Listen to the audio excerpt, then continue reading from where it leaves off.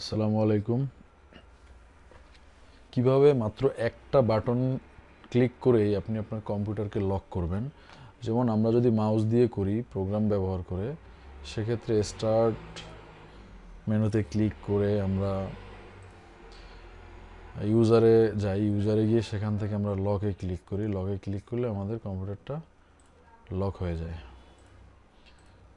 তো এই ক্ষেত্রে আমার প্রোগ্রামে গিয়ে ওখানে ক্লিক করতে একটু সময় সাপেক্ষ অনেক সময়। তো কোনো কারণে যদি আমি ইনস্ট্যান্ট লক করতে চাই এবং খুব ফাস্টার দ্রুত, সেক্ষেত্রে খুবই সহজ, যে উইন্ডোজ কি চেপে ধরে এল, উইন্ডোজ এল চাপলেই কম্পিউটার লক লক লকের এল এটা চাপলেই আপনার কম্পিউটার যে অবস্থায় থাকুক লক হয়ে যাবে।